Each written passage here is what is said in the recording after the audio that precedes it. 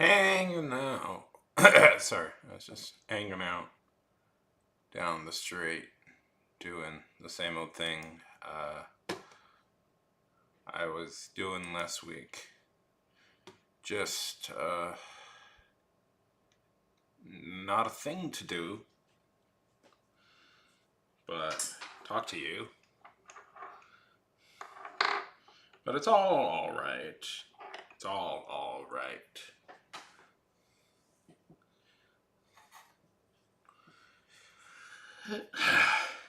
Hey, Cleveland.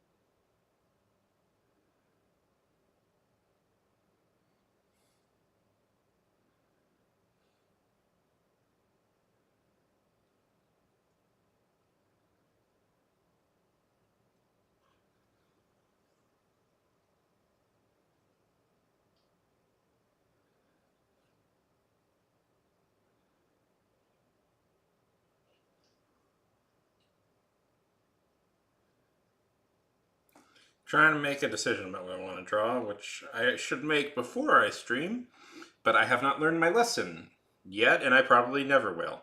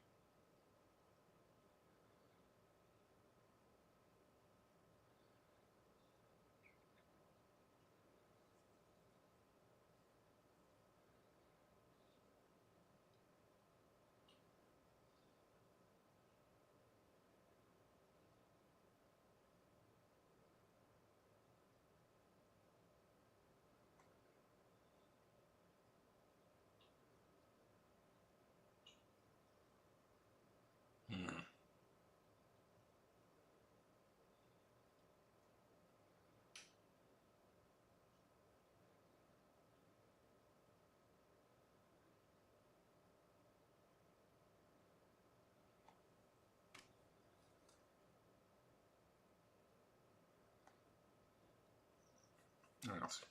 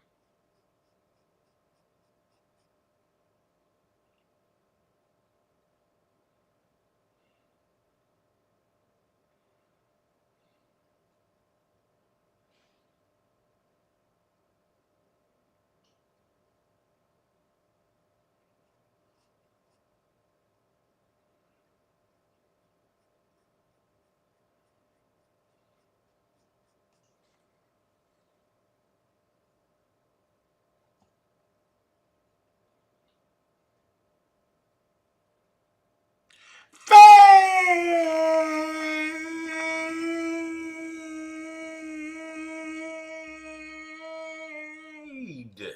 How's it going?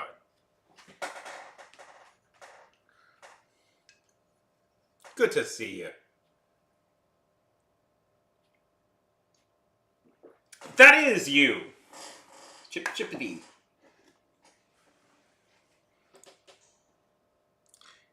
It's going?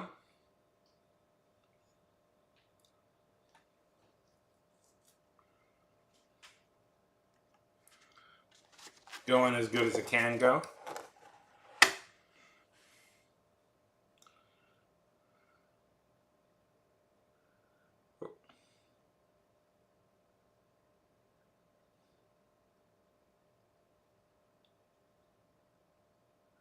Oh my goodness, Fade. That rules. Congratulations.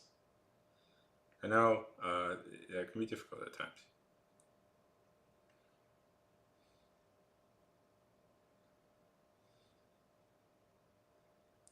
Yeah.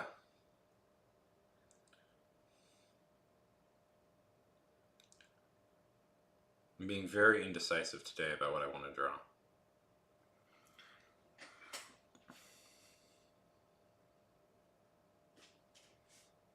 Congratulations.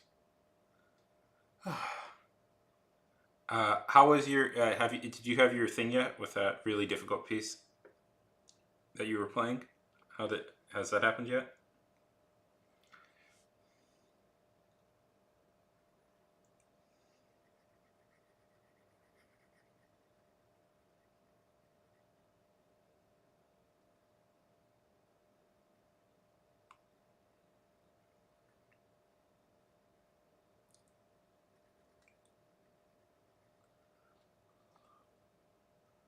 Yeah. So what's on the docket for you today, Fade? Sir. I put on my resume. Fade, I put on my resume that I'm a good talker. I'm a good talker. And that word, car crash, I did. That's an example. Example of my good talking abilities. Not much. Yeah, you can do. What do you got planned? Any fun plans for the weekend?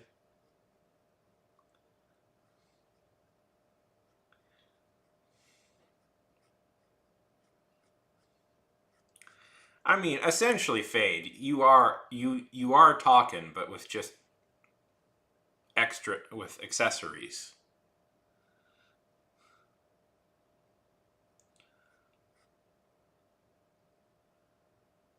woodwind instruments are just talking with accessories.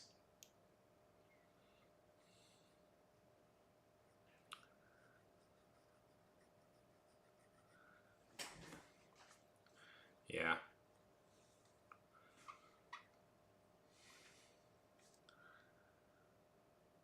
It's good to practice without being bothered by school, I guess. Brass is you gotta okay, brass. I get it. Yes, yes, yes. You can tell. You can tell. I have experience, but wind based instruments.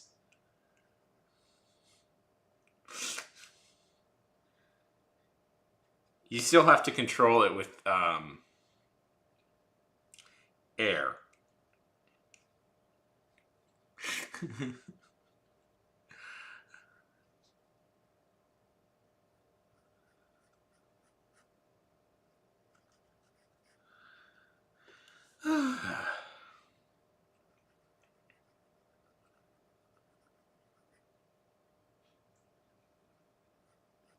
I'm determined today, Fade, that I'm not going to stop drawing until I get one good drawing that I can share with people, that I'm happy with and I can share with people online.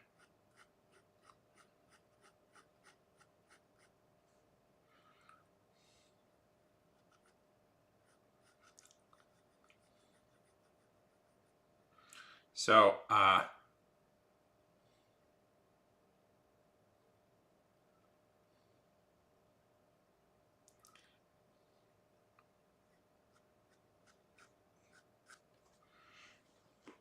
monstrous instrument, the oboe.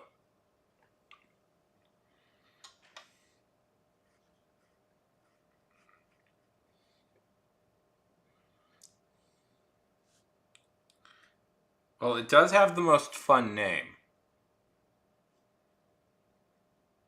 Bassoon really is fun. Yeah, but it's a secret monstery instrument.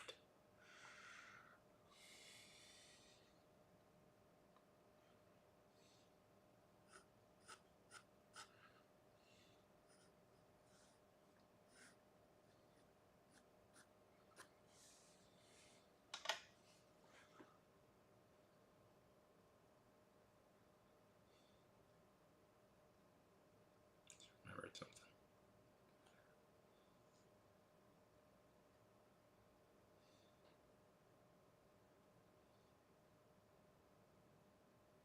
Let's see.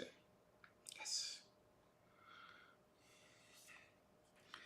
So, to get monetized on YouTube, you need to hit two different levels. The first level is I need 3,000 watch hours. And at that, I'll get subscriptions, a private, I can upload video. I can upload private YouTube videos. I can take donations, and most importantly for me, what I really want is a store. And for that, I need 3,000. Yeah. Well, partly because I kind of would like, if I'm going to sell books, I private, self-publish my own books, then wouldn't it be nice to sell my books just directly through my YouTube channel, where most people know me from? Anyways, I say that like I'm a big YouTuber, but whatever. So right now, I'm the highest I've ever been. I'm at 1,670 watch hours. So it does tempt me, I have to say, Fade. It does tempt me to just stay on here for hours at a time. But there's tricks. If you stay on too long, I did a 24-hour stream a while back, and that stream is still uploading as of today, and that was like a couple of months ago. So you have to sort of like, the best would be to do is like a succession of like 4-hour streams, one after another. Anyways, just wanted to say I'm at 1,670, so that's pretty excited about that. Sorry, not to. distract. I so bassoon is the favorite. See, I always had a problem when I took band is that I couldn't stand, like, I would just gag at reeds. Like anything with a reed, I would just gag with. And then I also had pretty severe asthma, so any like you know instrument that required me to breathe I would just I would be out of breath like in a minute.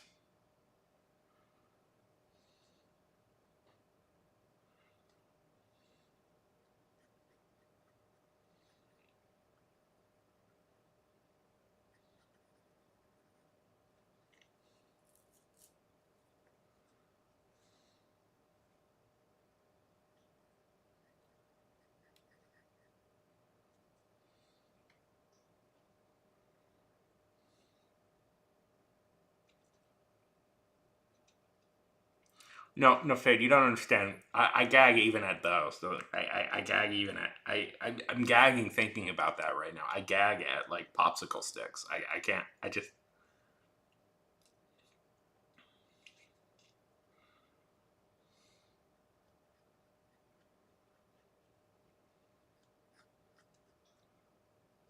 yeah.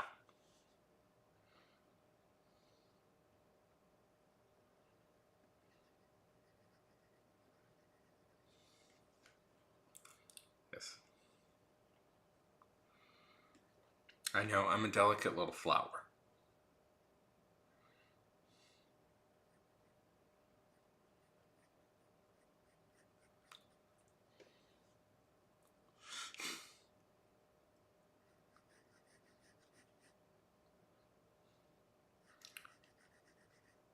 So, any shows? Zod Lord, good to see you. It is good to see you as well.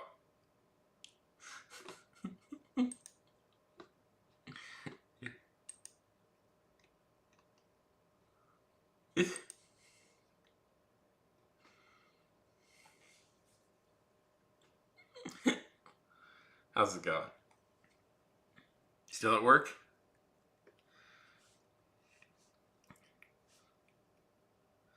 Ugh, work. This is never, by the way, over on Twitch.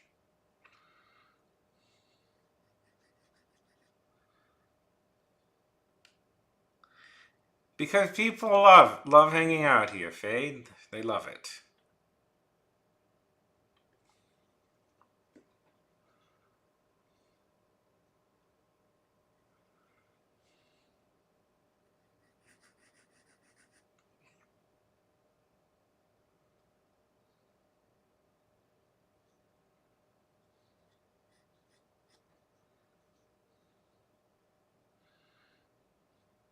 And currently, I'm in between jobs. I mean, I'm freelancing right now. That's the word I'm using. I'm freelancing in my self-employed consulting business.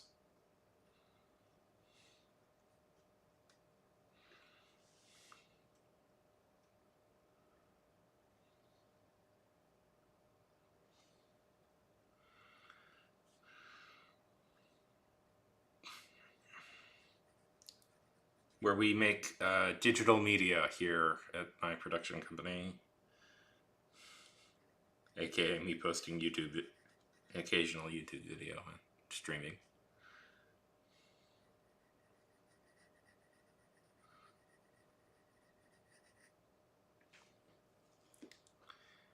Hey, Faye, you are a musician. What you want to be is a paid musician.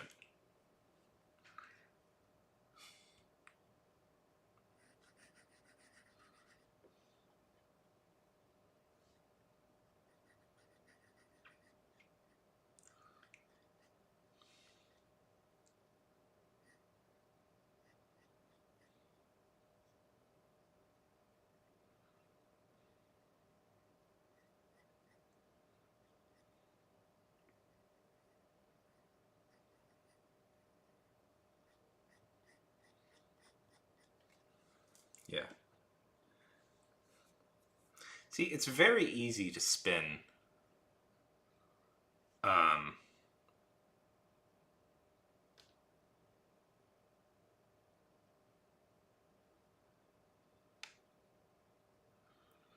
Shay, do you know how many professional musicians can barely play their instrument?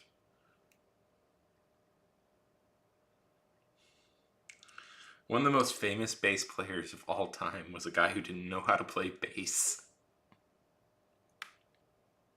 Trust me, you're far ahead of the pack.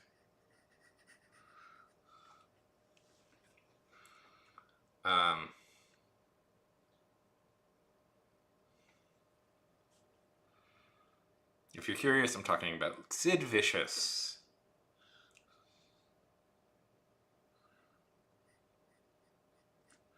Early punk band, the Pistols. I mean, the story, it's not exactly his fault. The story was the Pistols were kind of assembled by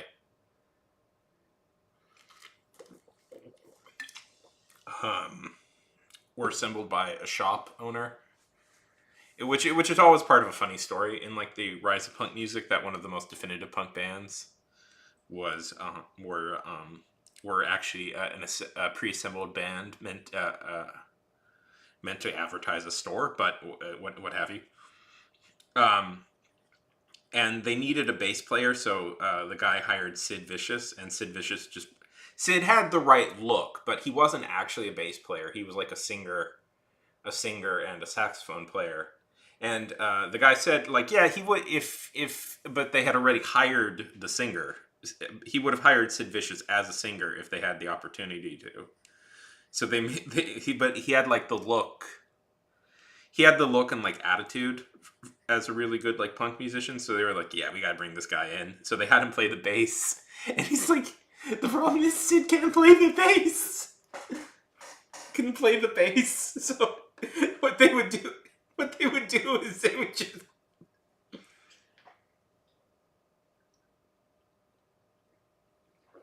what they would do is they would just they would just turn it down in things, and they would just kind of let him play. Oh, like they would just turn it all the way down. No, he could. He was a singer. He was a singer and a saxophone player, but he just couldn't play the bass. He didn't. Fade. These are punk musicians. You know dang well that they cannot read music. Yeah, but they just liked his look, so they wanted him in the band. Although they said he did actually learn by the end of it how to, by near the end of his life, actually how to play the bass, but the story gets very dark from that moment on.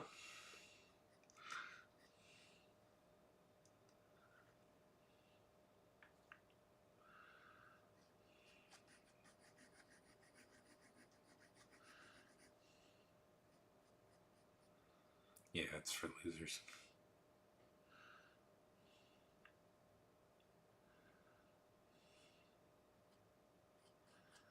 Don't need no. Anyways.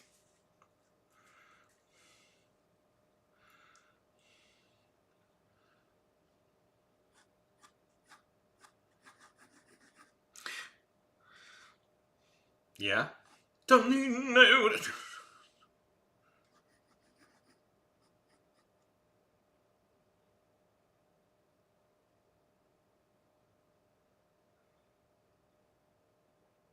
Yeah.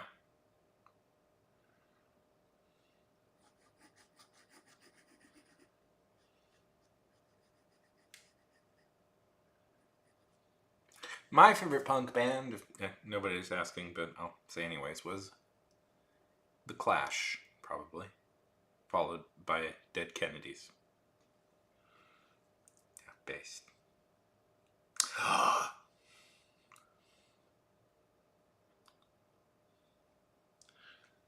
Truly the. Ugh.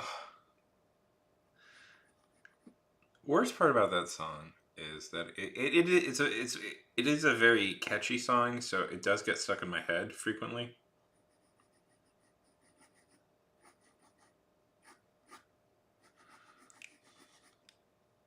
Should I stay or should I go? Dun, dun. All about that. Are you saying that you're all about that bass? All about that bass, no treble?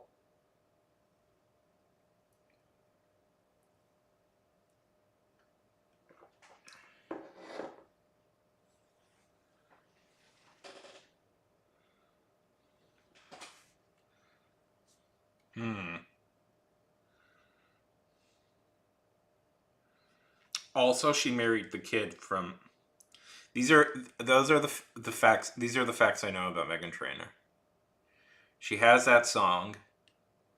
She has another song about called "Dear Future Husband," and she married the kid from Spy. She married the kid from Spy Kids. These are the facts as I have heard of them, and these are the facts as I repeat.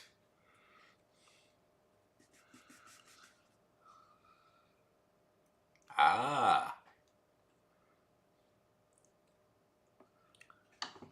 yeah. She married the kid from. He's an adult now, obviously, but she married the. They're both the same age, but yeah, he was the kid in Spy Kids.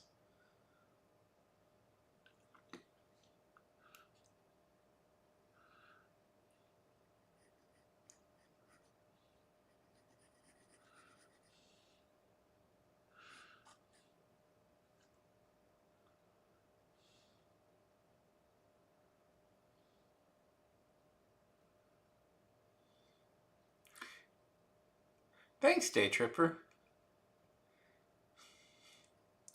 Thank you for the good compliment, Day Tripper.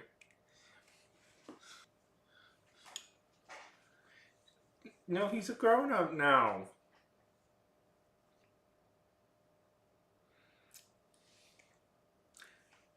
I appreciate immense. Let's see. Kid from Spy Kids.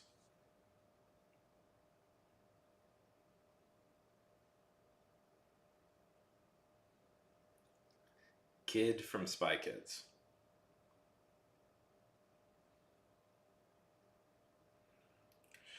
Checked all. And he looks a little bit like Zach Braff.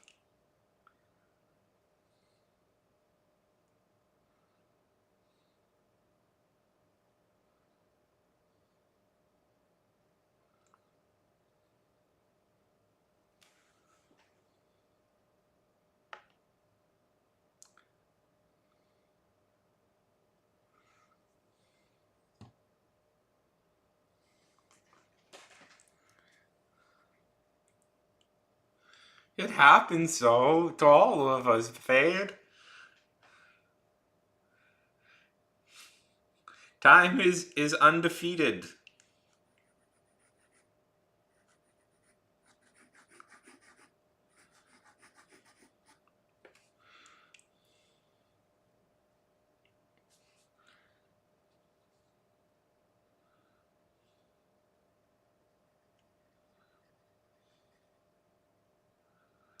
I'm still like reeling over the fact that when I was always the baby of the family, and now that I'm not, it's very surreal to me because I'm like, who are all these young people now?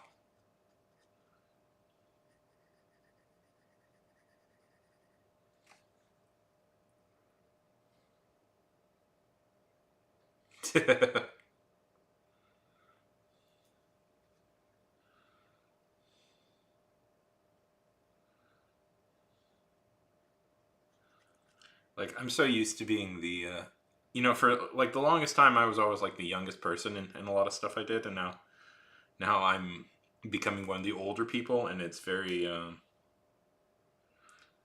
it'll happen to you, Fade. At some point, at some point, at some point, you will wake up. That someday you'll start noticing that everybody around you is younger and they're talking about things you don't fully understand, and you'll be like, sure, no, that can't happen. That can't happen. I'm always with it. I always get it. I'm always up to date on everything.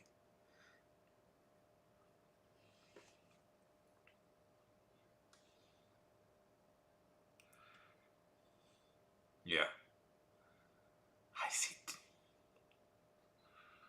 Yeah.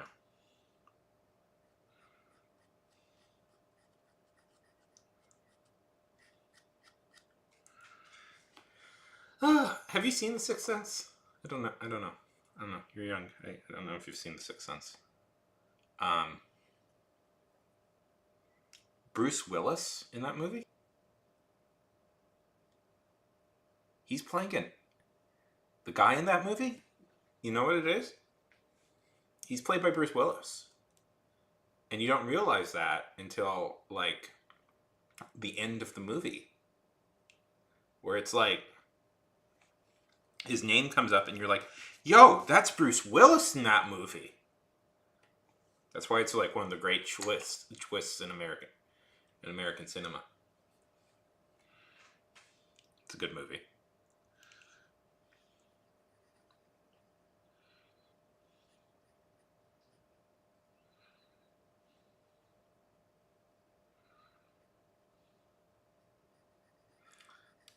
Also, the main kid.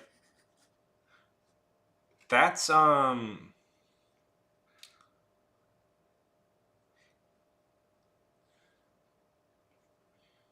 don't expect this, but actually, that kid, he also is like the main guy in Kingdom Hearts.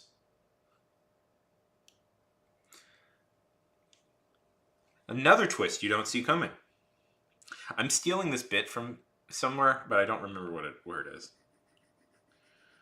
Yeah, it's a really good movie.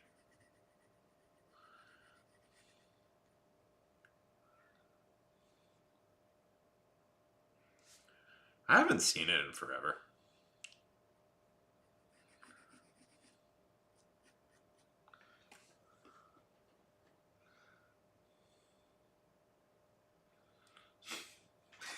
Have you ever seen the show 30 Rock?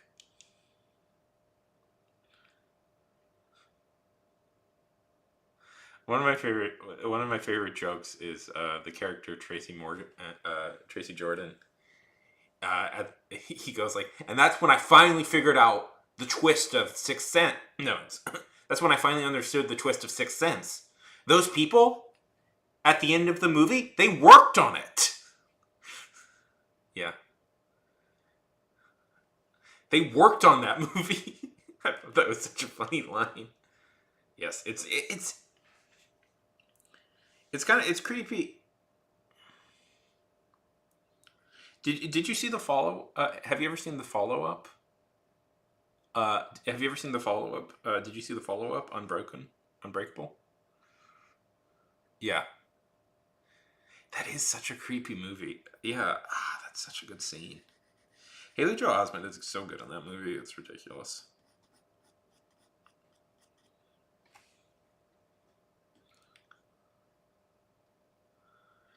Oh well, if you like that one, you might like.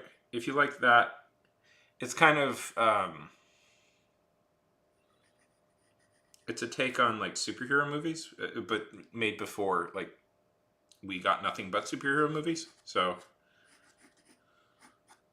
but it's about no, it's about another kind of when you really think about it, the Sixth Sense you could actually kind of put Sixth Sense and Unbreakable in the same universe, and it would make sense because it's about another guy developing. It's about a guy developing. It's about it stars Bruce Willis again, but it's about another ordinary person seemingly developing weird supernatural powers.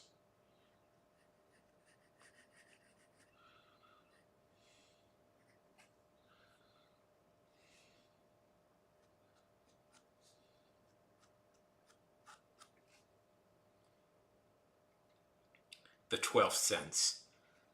We actually have more than six senses, right? By the way, we have several hundred. We may in fact have several hundred senses, if I recall correctly.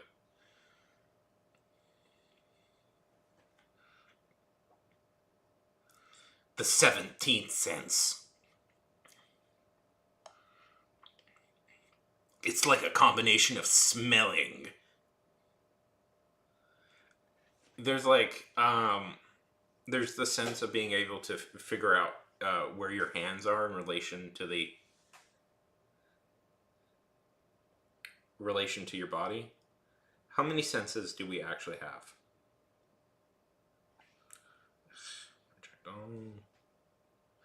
Okay, according to this website, we have 22 to 33 senses.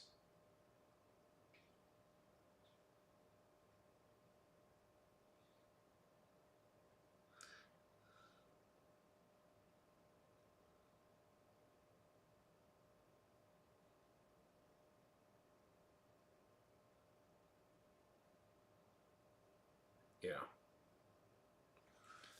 Yeah, they could have just kept making sequels.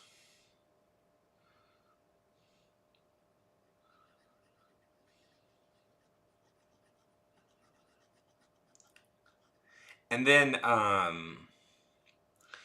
Night went on to direct maybe one of the dumbest movies I've ever seen in my whole life. It's called, what is it? It's Mark Wahlberg, Zoe Deschanel, M. Night Shyamalan, Mark Wahlberg. I mean, he never made a sequel to Sixth Sense. You gotta respect that. I'm sure there was some pressure to. Mark Wahlberg.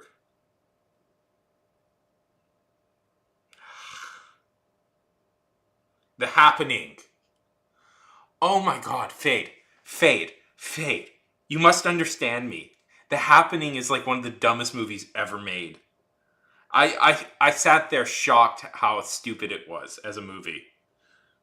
It was hilarious.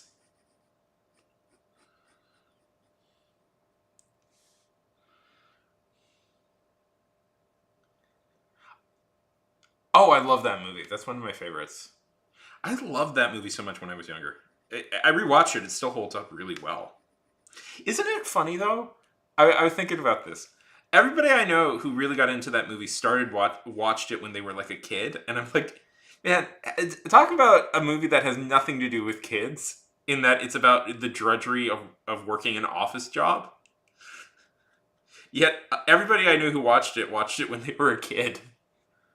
Yes, that is such a good movie.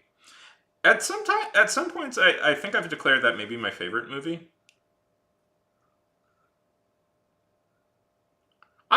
That was a good movie too, honestly. Castaway was great. Castaway was great. Um, so Office Space was directed by a guy named Mike Judge. Do you know who Mike Judge is? Fade. Um,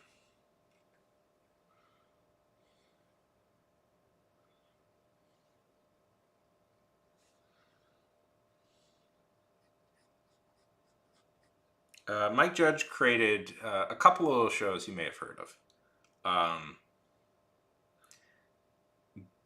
Beavis and Butthead and King of the Hill. Yes, good. Oh, there's one I would recommend. I think you would like. Have you ever seen the Beavis and Butthead spin-off, Fade? Daria.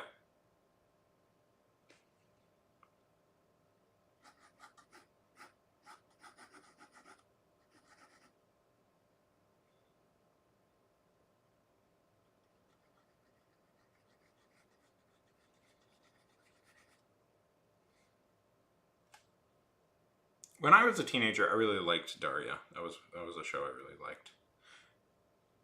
I think you might like that show, Fade. I think that would be a show up your alley.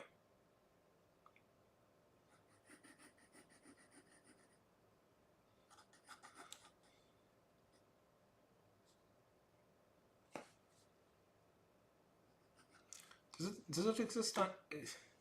Well, I wonder if it's on YouTube because it's like I mean, I have it on. Uh, I have it on. Uh,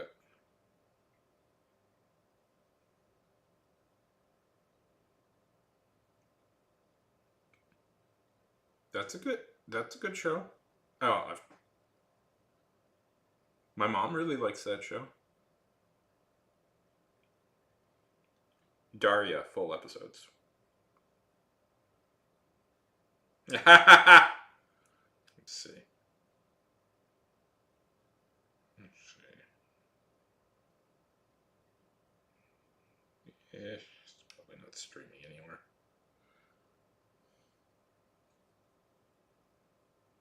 I'm trying.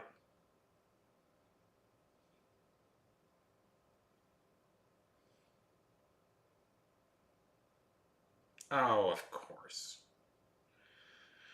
It's on Paramount.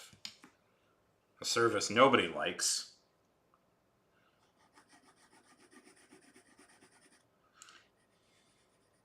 Dang it. I hate streaming. I'm so sick of streaming. I'm so done with it. What I hate about streaming is like to watch any like there's like maybe one or two shows I want to watch on one service. On one service, and I don't want to watch anything else, but I have to subscribe for the whole service to just watch one show. Like I believe artists should get paid for their work, but I don't know. When I was young, Fade, how you would watch TV, how I would mostly watch TV is I would just buy them from Apple. I would just buy them from iTunes. And then I could just have them forever and I didn't have to worry about anything else. Never had to go to a streaming service. Like you just bought them on you bought them digitally or you bought them in DVD and you just had them and you could just watch them whenever you felt like it. And if they went off, nobody cared because you still had the dang DVDs.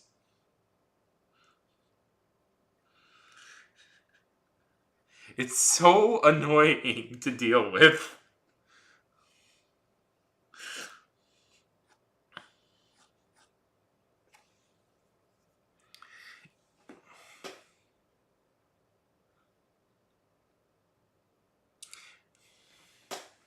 I know, I hate that. I mean, well, back in my day,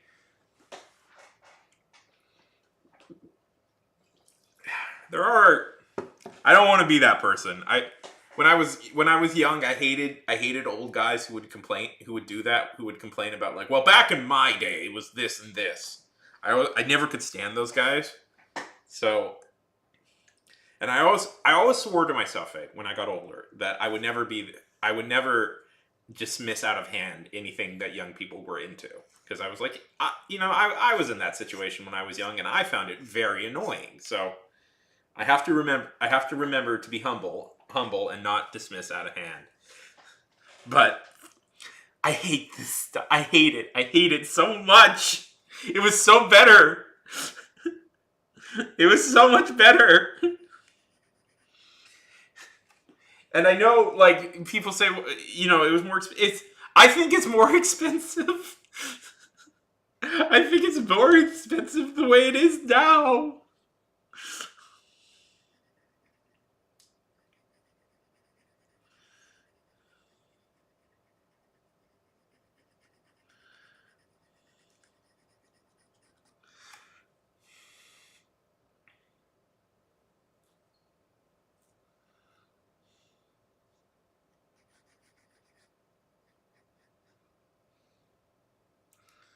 Yeah.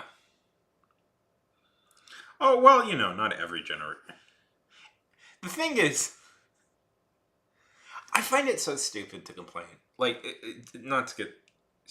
I find it so stupid to go like, well, Gen Z does this and millennials do that.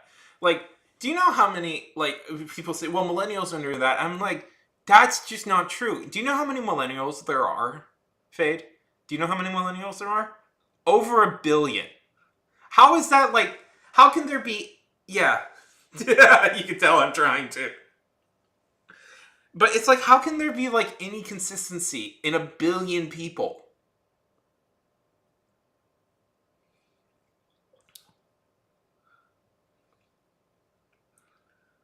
How many mem- How many people are in Gen Z? Approximately. Globally, there are about 2 billion people in Gen Z. So, Fade, can you confidently say you have something in common with over 2 billion different people? Like, Gen Z is too. Yeah, that's ridiculous. It's ridiculous. There are over 2 billion Gen Zers, so. It's.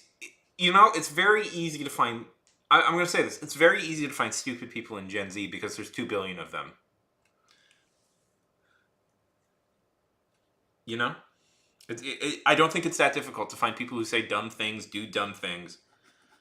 But it's also equally as easy to find people who are doing smart, cool, smart things. It means nothing. It means nothing. You're Zalpha.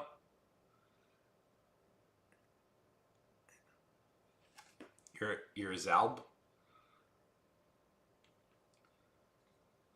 Yeah. But yeah, that's what I'm saying. It's meaningless. It's meaningless.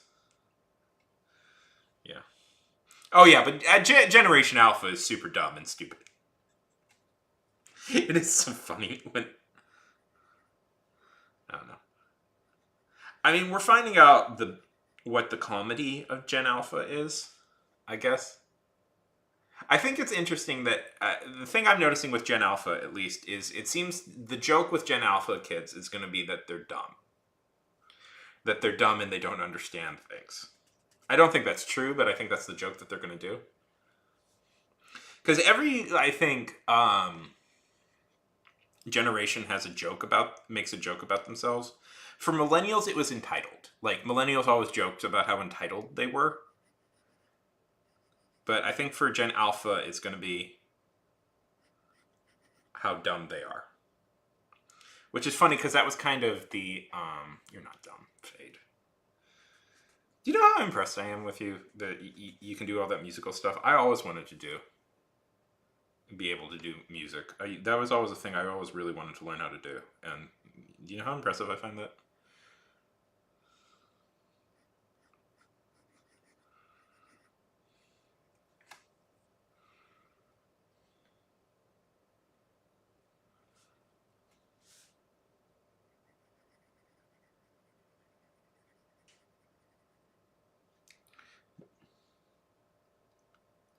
I mean, for certain people, it is.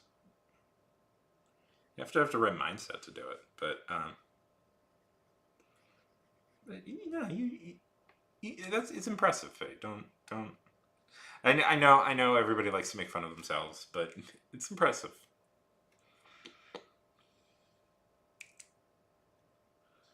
But what was I saying? But yeah.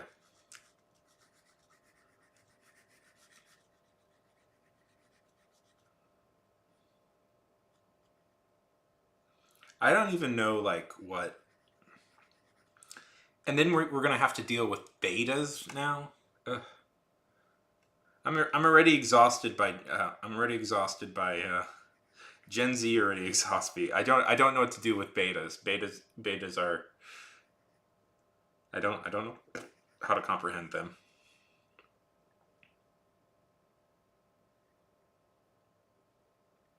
Yes.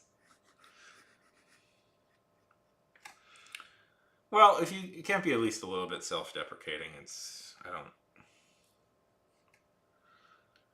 It's good to be a little self-deprecating because, I know people who are like, well, don't.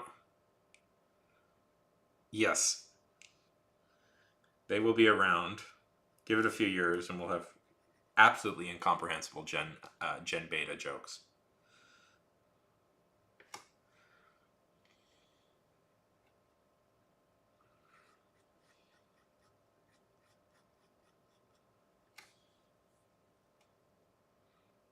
That will make no sense, and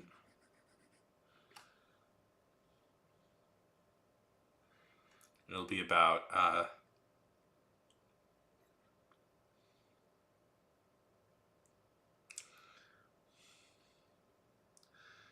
they'll probably all be obsessed with some loser streamer who streams on some loser like like influencer who is on a new platform we can't even comprehend.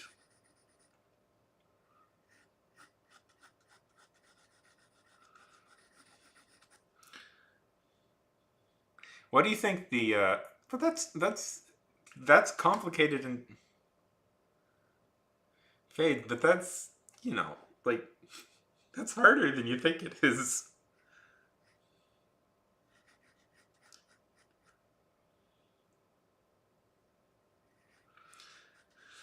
God, I dread discovering what the new I dread whatever the new platform will be. What do you think? I do try and keep like up to date with like what the new platforms are, what the new platforms that are emerging are, but I just seemingly since TikTok came into existence, we haven't got a new one in a while.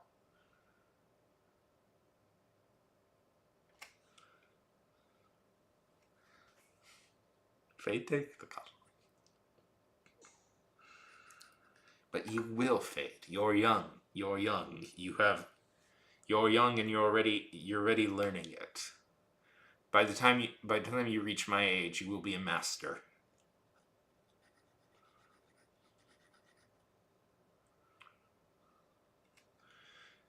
It really feels like the death of Vine was like this seismic shift that changed all of culture.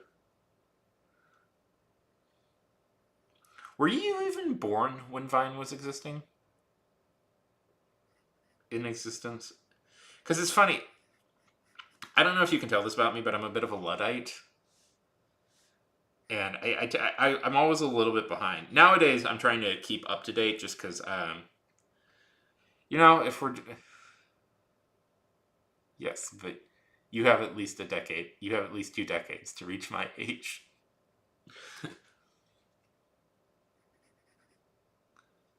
Yeah. Well, I was in college when Vine existed, so I remember it. I actually never logged on to it. I was just like, oh, that's the thing that's popular.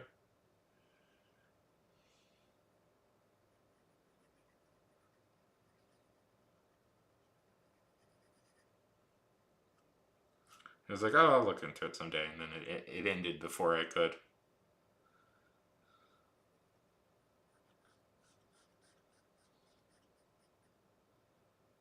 Yeah, I know I'm not that old.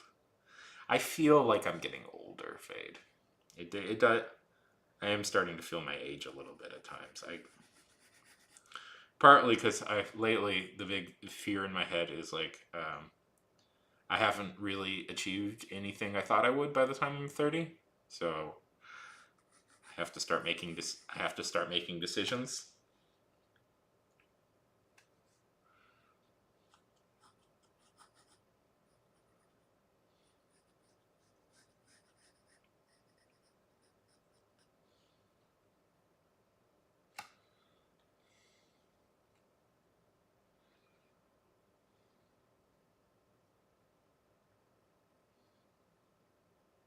I was looking at like ages like authors achieved a lot.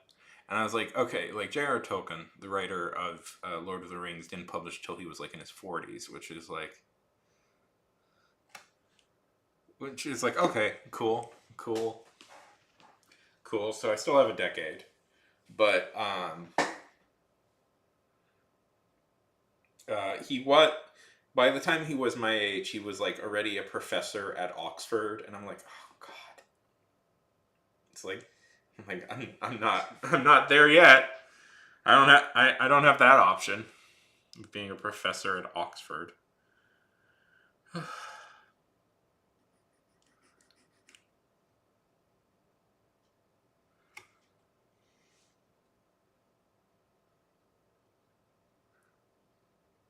Well, I'm sure it's exhausting work.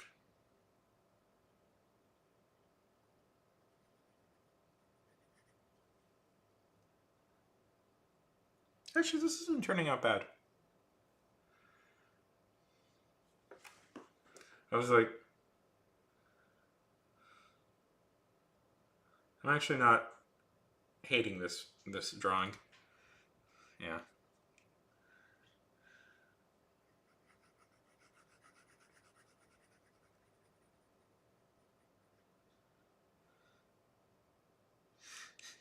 Yeah.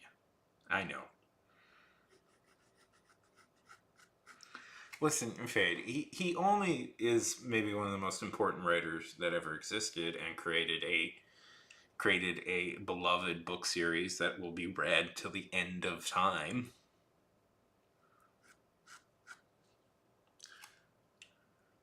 Yeah.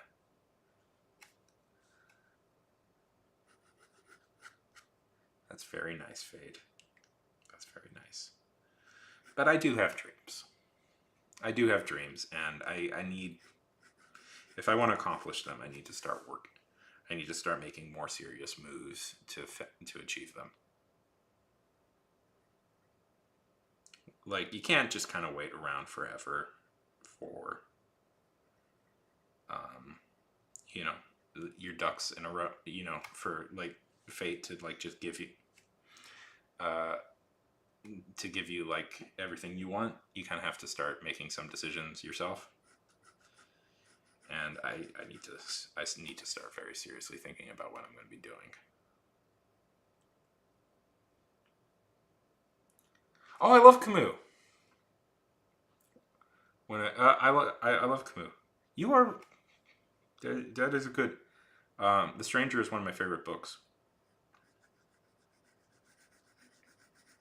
You must imagine Sisyphus happy. The unquestioned part.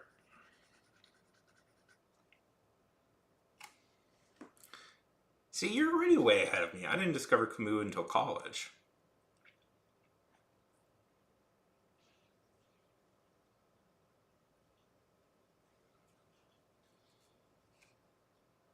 Although if I had figured, yeah, yeah, I am happy to an extent, but I am like, okay, fine, I'll be happy. You win. But I do need to make decisions. I don't know. Like, I won't stop doing stuff like this, but I do need to like, Fade. In my head, I had a dream. Like when I was in college, I was like, I'm going to direct a full length movie by the time I'm 25, because Orson Welles directed Citizen Kane by the time he was 25, and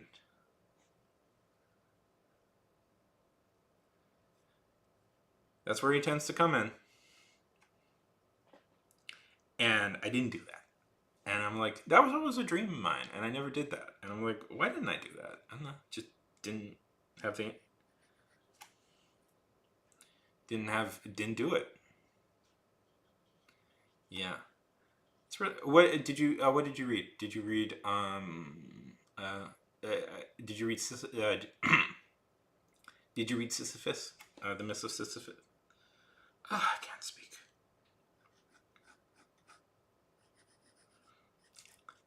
Not to give too much away about my book that I'm working on. Um, but I have a scene in it where I give an orc version of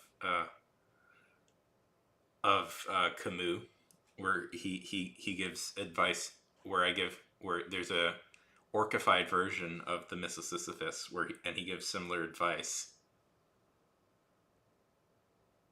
Oh, that's really great.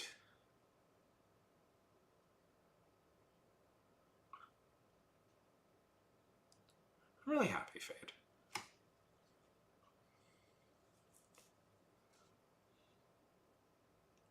Robin Reckon! Good to see you.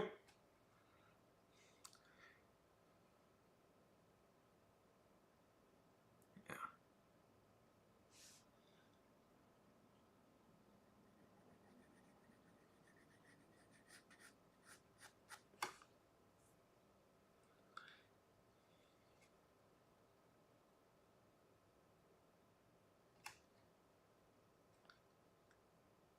Welcome to the YouTube side of things.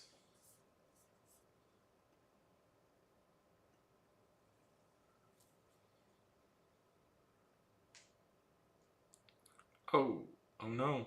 Uh,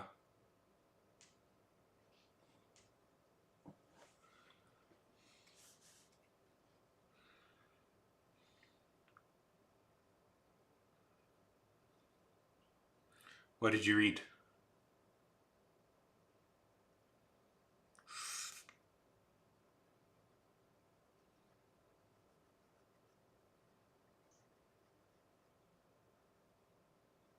Well, there's probably. Um, have you have you ever got that area checked out, like by a doctor?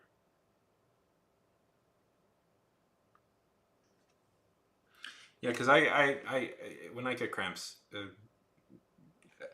I don't know if I've told the story, but I once had an abscess. I had bad cramps, and it turned out I had an abscess in my.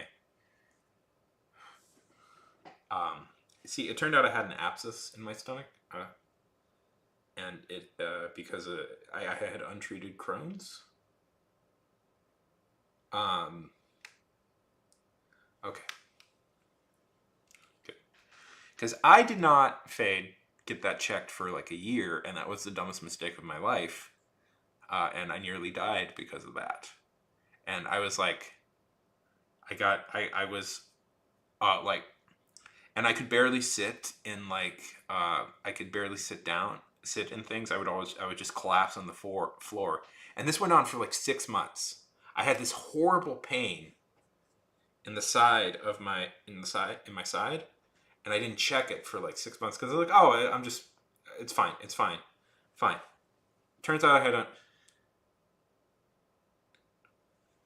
Turns out I had untreated Crohn's, which, but yeah, okay, interesting.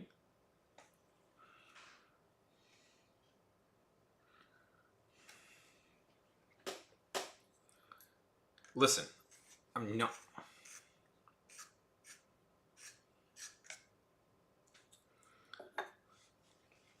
Yeah, I'm not planning to. Very fun, very fun.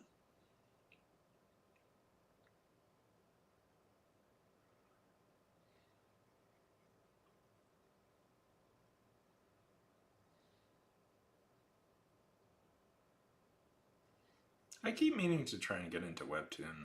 I have trouble. You know, there's a Batman comic on Webtoon. I think there's a few DC comics.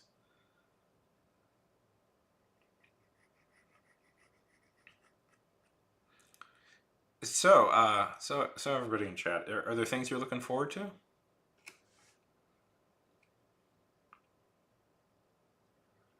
Any games, movies, TV shows? Very fun, very fun.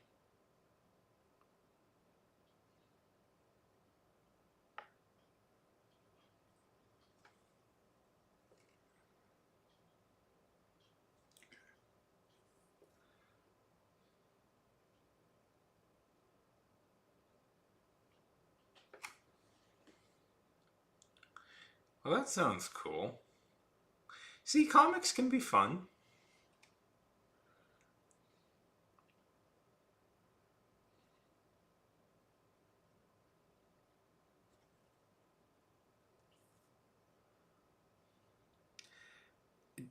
Uh, no, it's fine. I just don't. I don't have anything other to say than I don't have anything other than say. Gee, sorry, that sucks, Fade. I'm sorry you have to go through that. That's the best to the conversation as I can add. Yeah. I kind of fell out of them again. I'd like to get back into reading them. Man, I used to be so obsessed with comic books. I still kind of am. I mean, half the reason I wanted to learn how to draw was to make my own comics.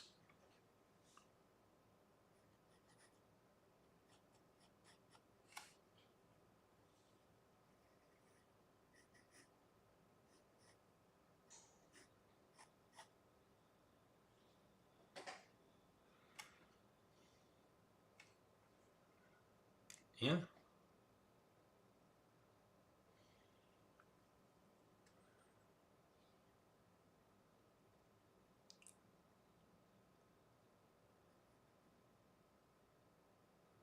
I know there's Wayne.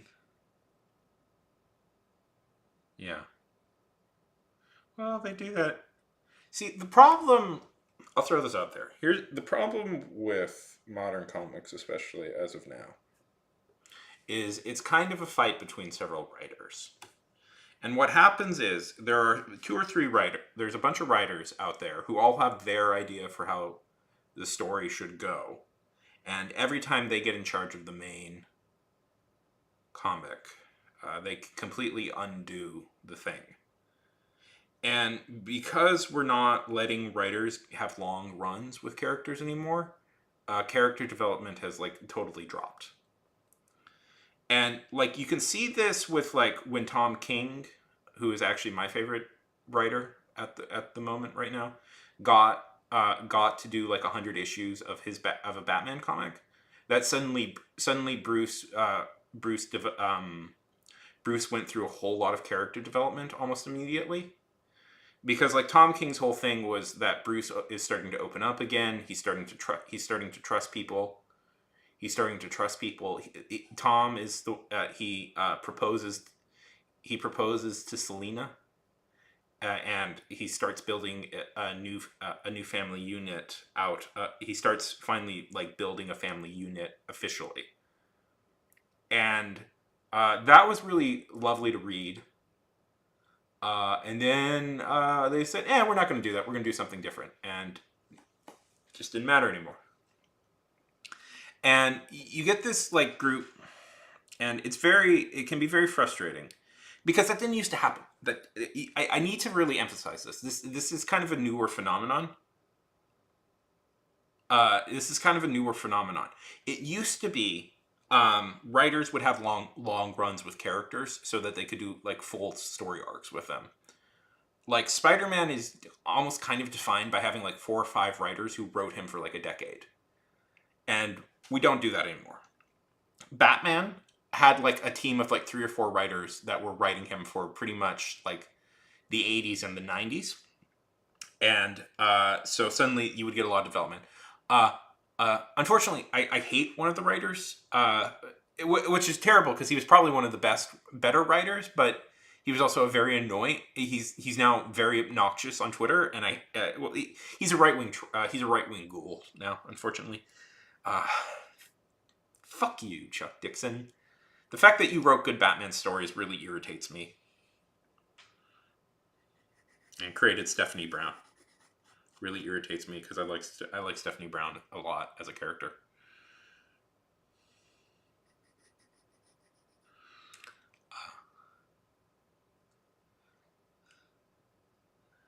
Yeah. Anyways, but yeah. See what you get. Yeah. The best superhero comics usually. I'll throw this out there because I know a lot about this stuff. The best superhero comics are usually. I know nobody cares and nobody buys them because they're all expensive. Are usually like the C level characters in a lot of ways because editorial doesn't really care as much about them. So writers are allowed to experiment more with those guys. So it's why like one of the best comic book series that Marvel ever has done in like the past 2 decades is a Hawkeye. Was the Hawkeye comics by Matt Fraction, which were amazing. Anyways, if you're curious why like say like Kate Bishop became an important character, it's because of that run.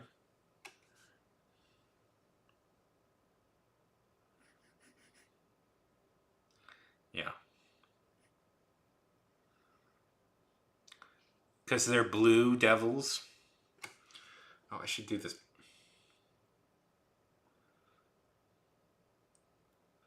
Blue devils.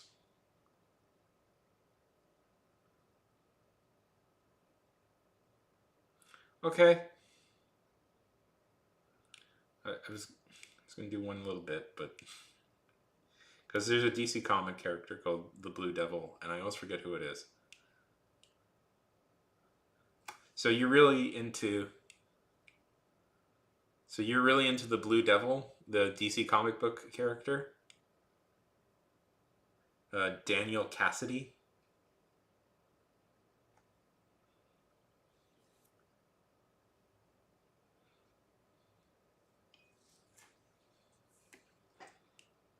This is the guy.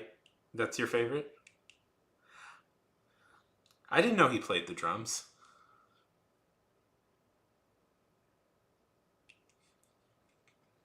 You should, Robin. You should.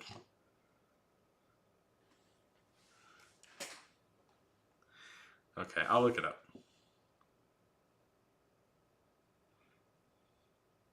Yeah. It's fine.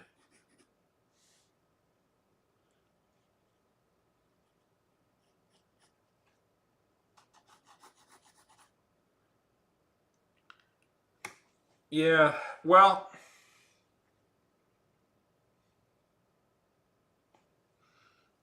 yeah. Reboots are annoying.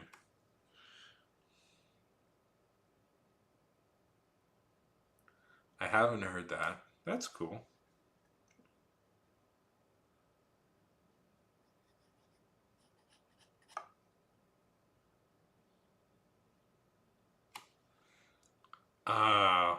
That would be cool. Have you heard about the idea that theoretically in the future we as a society may have to live around a black hole? Okay, I'll look it up. I'll look it up. Okay. I'll look it up. Blue Devils 2017 trumpet solo.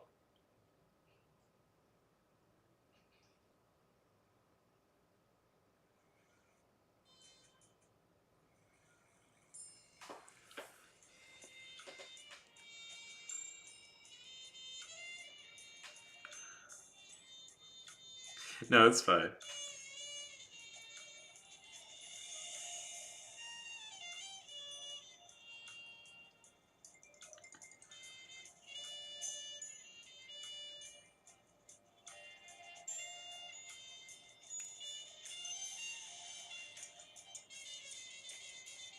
Very cool.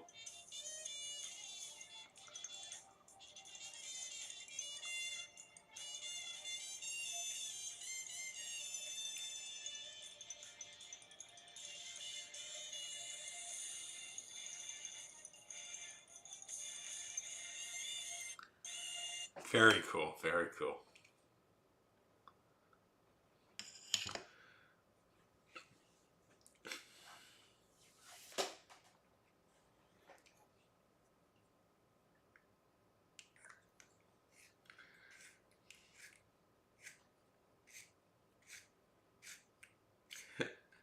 Fade, it's always a pleasure talking. Have a good night.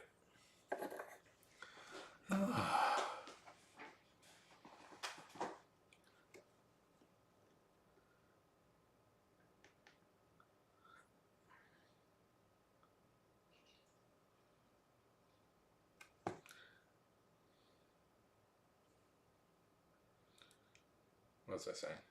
Yeah. So, like, I don't know. The problem with reboots is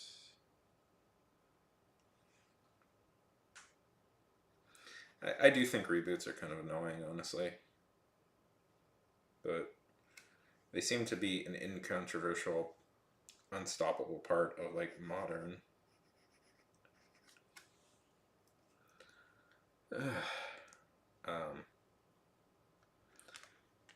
Comics. DC, because DC kind of came up with the idea of rebooting their entire series of books.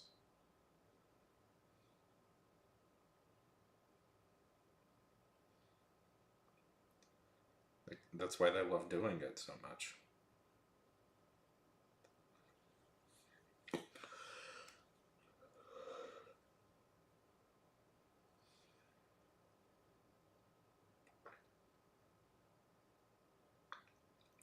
it's kind of a weak, when you really think about it, right? It's kind of weak storytelling. The problem is, the problem is,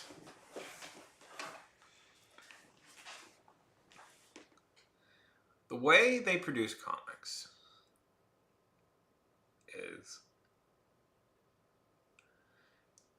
there's a subsection of comic book people who think that American comics should emulate Japanese comics, and I don't know.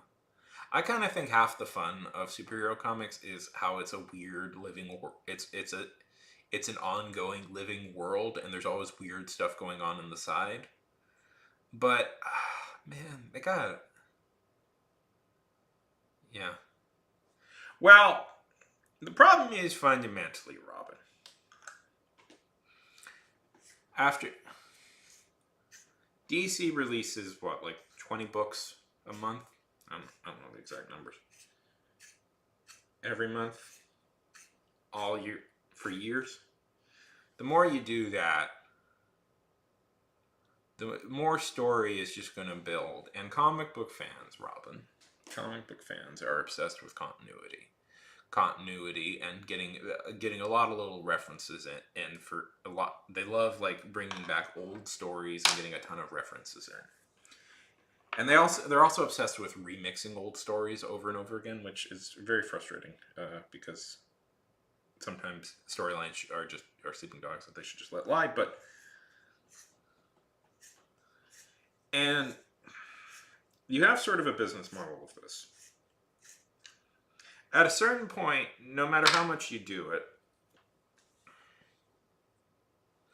the people that spend the most money on all this stuff are kind of your diehard people who like read every issue, obsess over it, obsess over minute details, and get into big arguments about this stuff.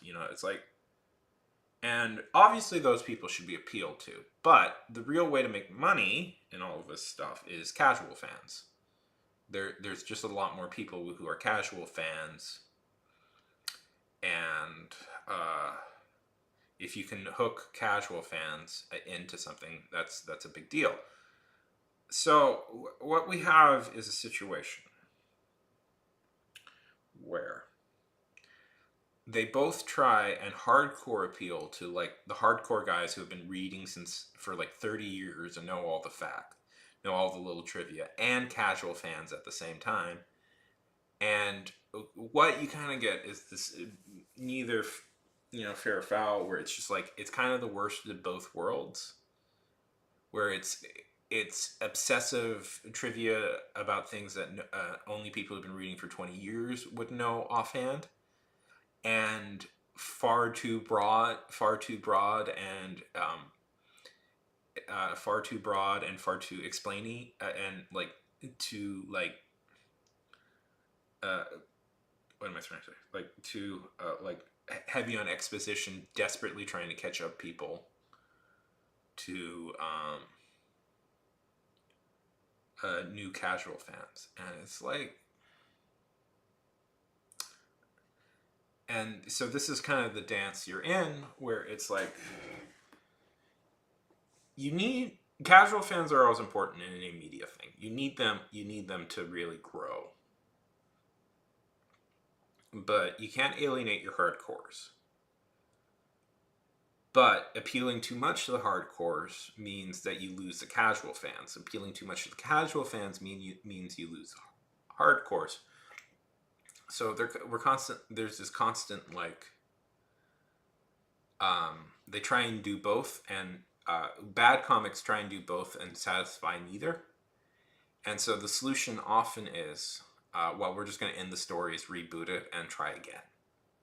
And then they fall into the exact same traps. And now you have to remember, like, the people who are editing these things have been there for decades.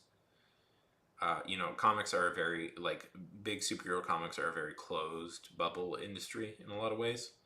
And, like, management is very closed off. So it's like, you're just kind of stuck with this sort of management style for decades until, one of the old guys dies, and you can just replace them. And all the guys are currently in charge are like 50 years old or something, so they're probably going to stick around for a while. So it's frustrating. It's frustrating. But despite all that, there's still good stuff that gets produced.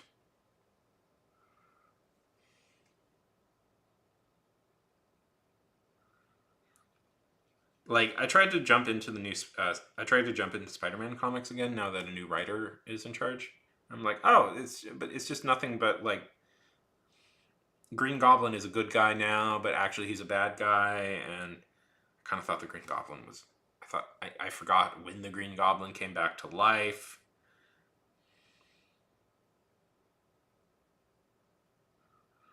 And the thing is, like, what was frustrating about that is, like, we're still doing the plot line of Harry being tormented by demons. And it's like, well, we did that happened kind of like in the 80s, man. We're still doing that. And it's like,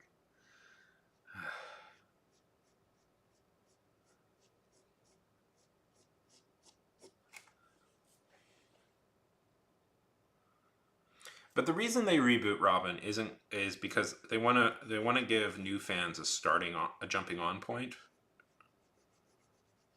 for comics. And part of the problem is, I think, at least there is anecdotal evidence that says renumbering comics will momentarily increase their sales. So a really common strategy for comic companies who want to like give a little boost to their sales is to just take a series that's been doing popular and start it over at number 1, at issue 1 again. But this creates a problem in that it's actually really hard to follow comics. I think for a new reader especially.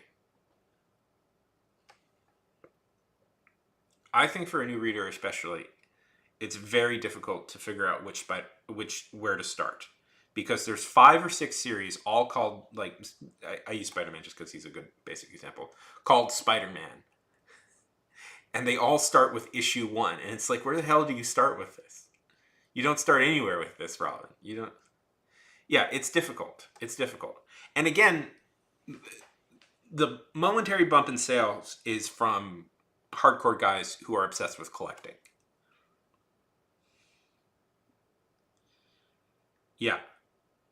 But it didn't used to necessarily be this way, Robin. It used to be, there was The Amazing Spider-Man. That was the main comic. That's the one that was going on, and that went on for that. I mean, that's the one that's still going on. I think it's in like issue like 500 or something. And you could just start there. That was the mainline comic, and that was the one people would read.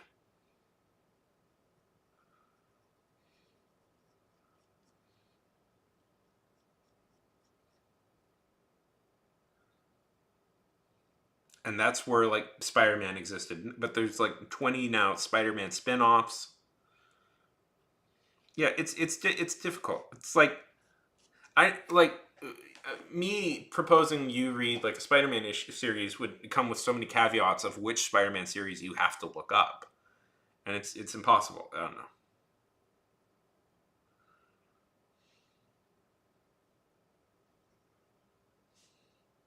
I wish I could just say to people, start with issue like 200, and that's good. You can just start there. That's a good starting point for people. It just doesn't work like that, and because they're so obsessed with renumbering them all the gosh darn time, it's difficult. It's very annoying, and see the problem is the renumbering thing is probably working at least a little bit. It's because of collectors, and I hate collectors. I'm just going to say it, comic book collectors, I hate you. I hate you. You're annoying, and I hate you. I blame you personally for ruining comic books.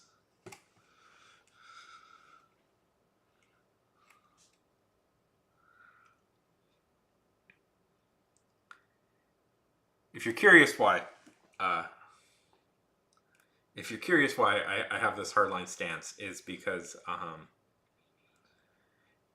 to appeal to comic collectors, they release what they do is they'll release 1,000 different versions of different issues.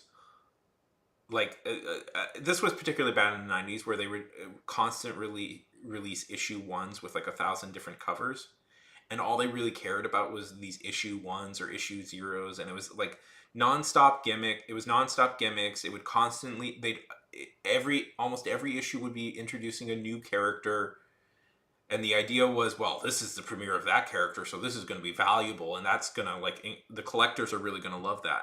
And it was just the garbage tat that it was these garbage gimmicks that they always thought would work, and they never did, and that caused the entire industry to crash for a few years. Like, Marvel and DC both almost went out of business because of them trying to pull crap like this. And there's still people, and there's still a subsect of people who do this. And I'm always firmly convinced a lot of these bad decisions, Robin, are made with them in mind. Are made with people, like these sorts of people in mind, trying to appeal to them.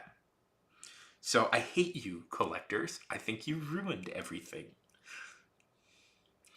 And yes, I'm not confident enough to say that in a video. And yes, I'm not confident to say that this early in a stream, so that if anybody is watching this at a later date,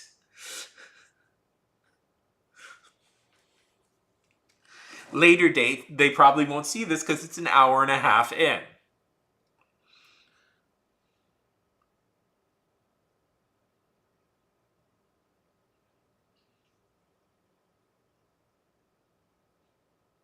I also blame collectors for causing comic book prices to kind of skyrocket. Because would you believe, and I'll let this go after this, that comics used to be quite cheap. Like, they would be 99 cents. Like, they used to be just like 99 cents, and they would be quite a good, cheap alternative for entertainment. And now a single issue is like $3 or something. For a single issue, Robin. For a single issue.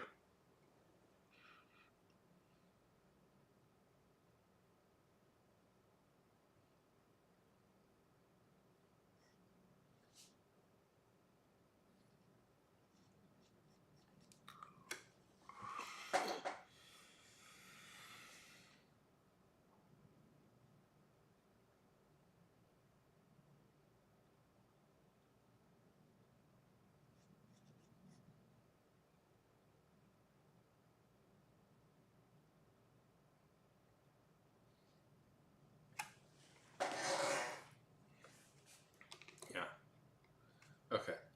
Here's a question. Like, how many current Batman comics are running right now? Let's look at it seriously. How many current Batman comics are there?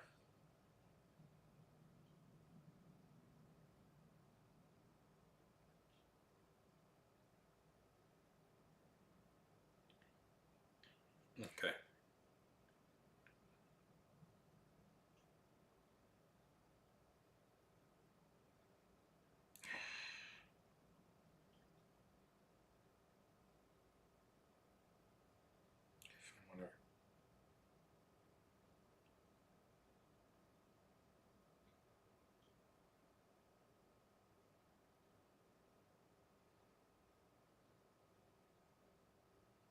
Okay, let's see. There's Absolute.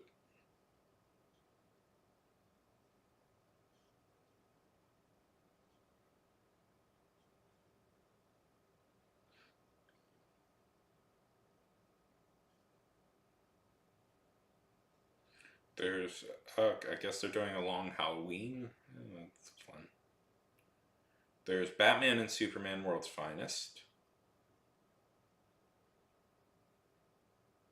Is that Mark Waid? If Mark Waid's doing that, ooh, maybe I should probably start reading that because it's Mark Waid. There's Batman World's Finest. There's Batman and Robin Year One. Detective Comics. Batman Gargoyle of Gotham. Batman and Scooby-Doo Mysteries. Batman and Robin, which is different from Batman and Robin Year One.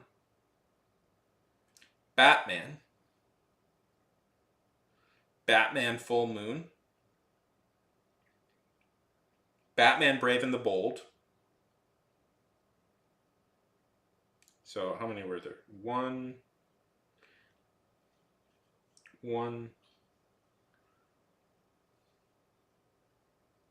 two, three, four, five, six, seven, 8, 9, 10. There are currently, at the moment right now, if you want to keep up with them, 10 running Batman series.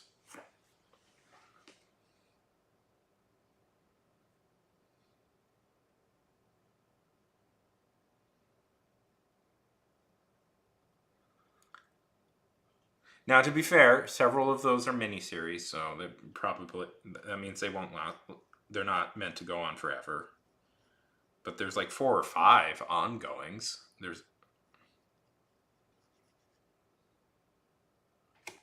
And that's just starring Batman, not like the spin-offs featuring like Robin and Nightwing and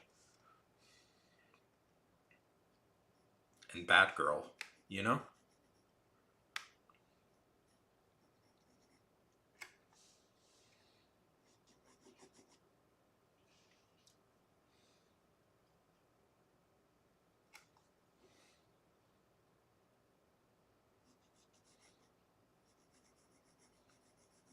Now, to be fair, clearly as of these days, DC kind of doesn't perceives Gotham as its own like separate like brand in a kind of a way, you know? So it thinks of Gotham Heroes as kind of a separate like in and of itself. So with Batman as the marquee.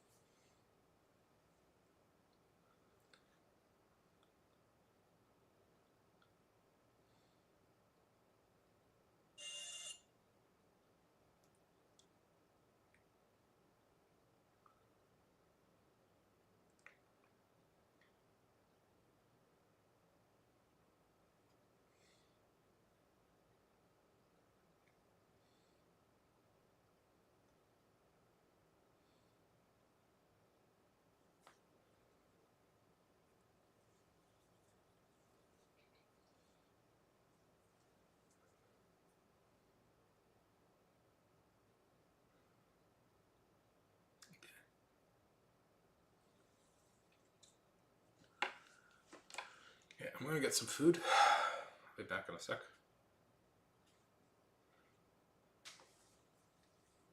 Starting now.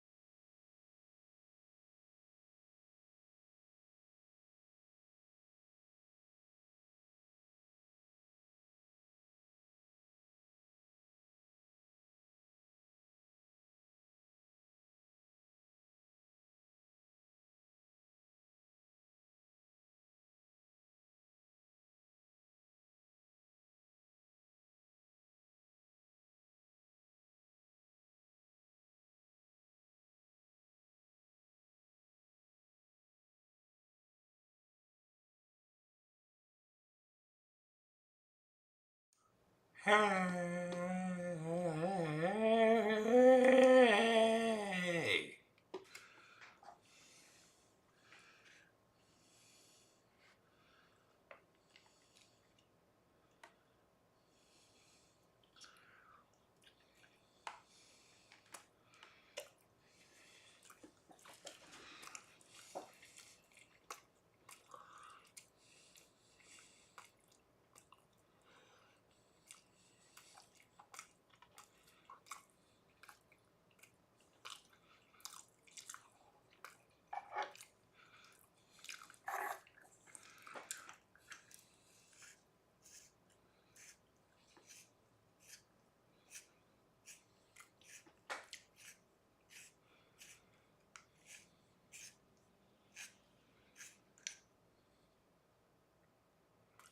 Okay.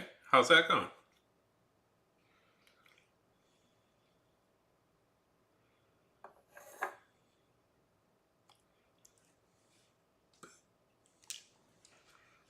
I believe you mentioned that you're doing something like that. How's it going?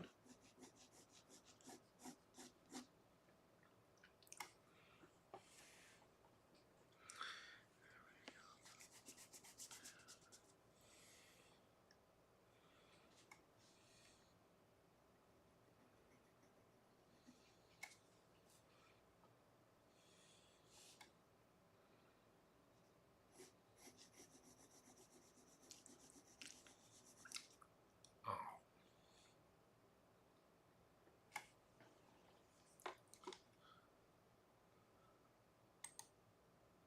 let's see. I'm sure it was. I'm just curious what it was.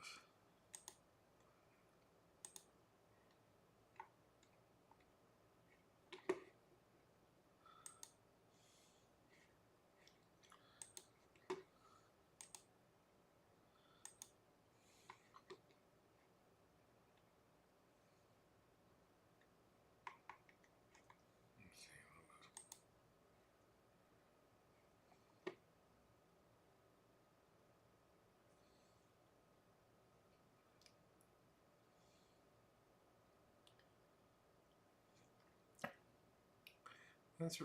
That's really nice.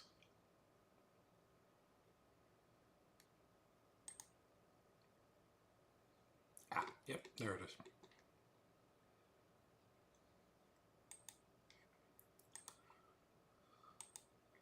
That's really nice.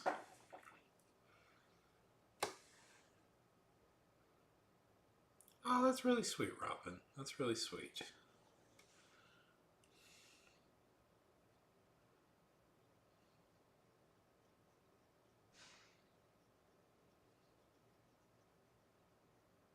Yeah.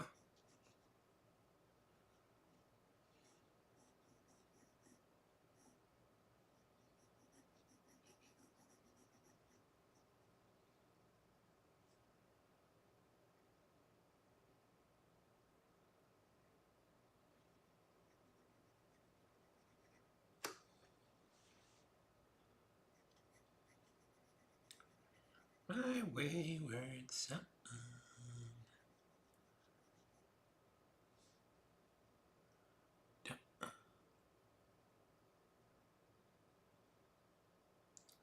Oh, that's really nice. Did he laugh at that one?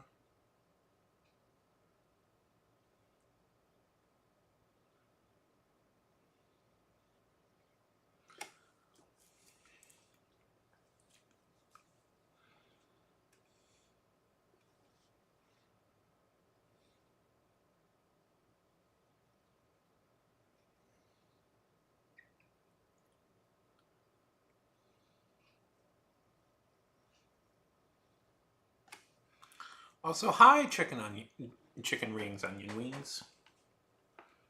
How's it going?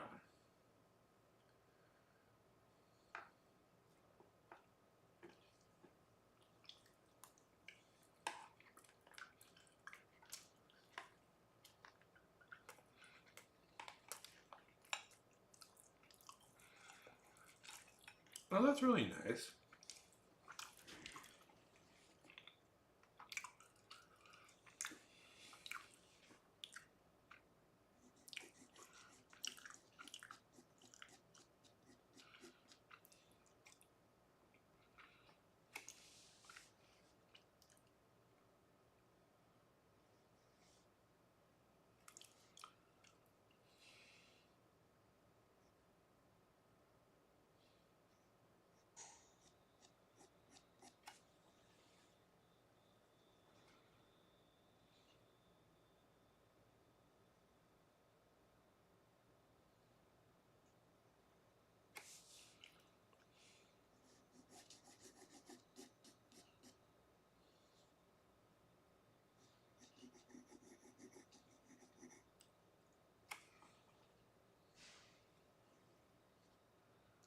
Carry on. Always remember.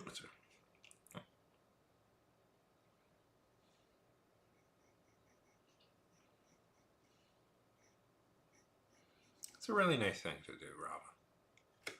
Especially nice to get them candy that they like. Yeah, we should just give gifts to people because we want to give gifts to people. I don't know. I like that. I like that. Just wanting to make people happy to make them happy.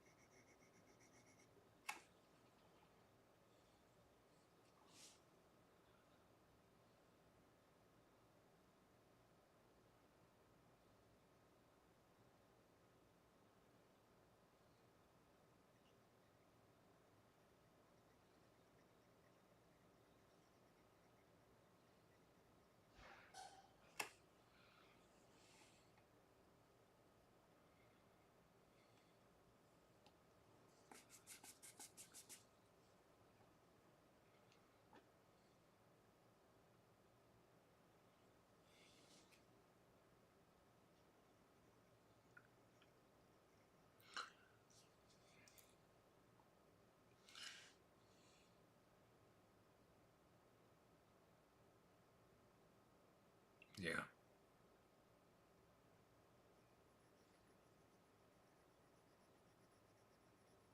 you should. Everybody deserves love.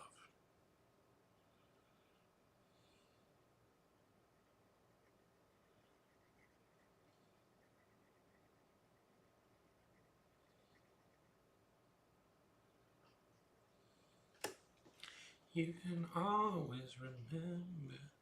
Carry on my way.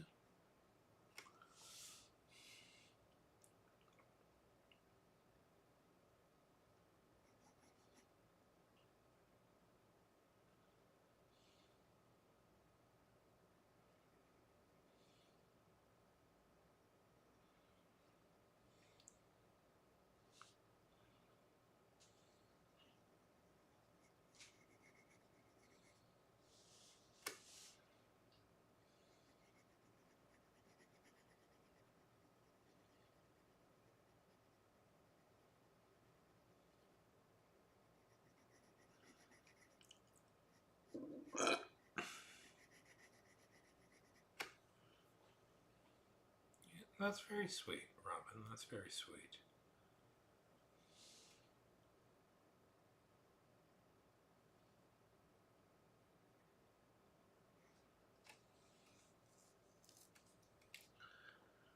Carry on my wayward son.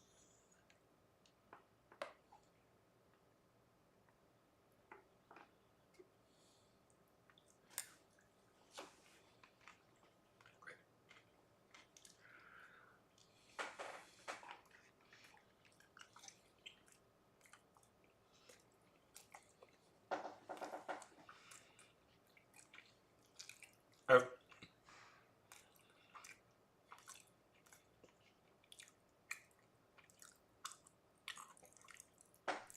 let's carry on my wayward son. Fun by Kansas. Let's carry on. Carry on my wayward son. There'll be peace when you are done. Don't you fly? Don't you... I didn't know. I would never celebrate Jason Todd.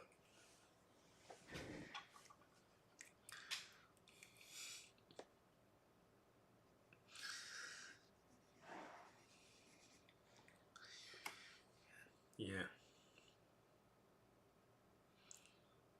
Cry no more.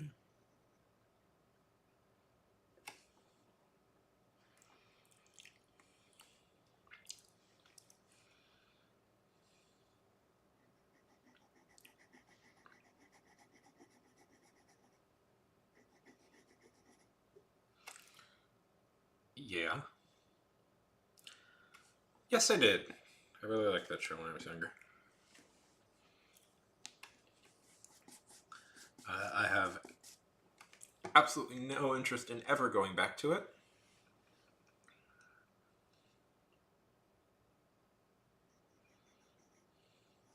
But I did really like that show when I was younger. That was a really fun show.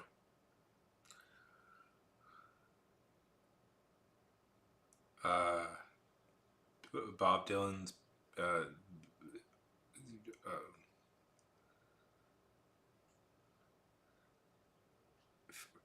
I'm trying to remember the band from Chuck.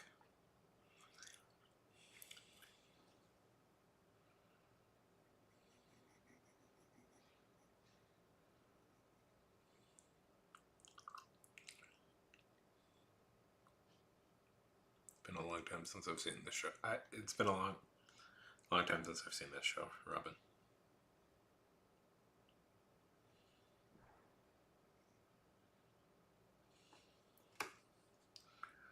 Uh,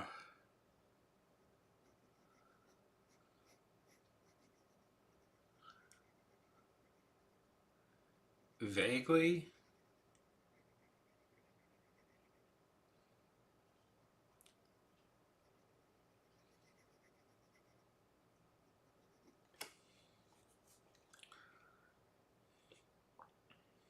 I don't know. I watched the show. Yeah, I guess.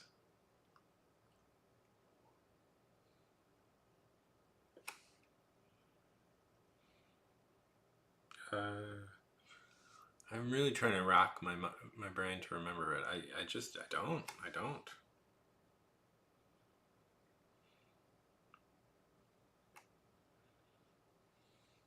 Jeffster. Yeah.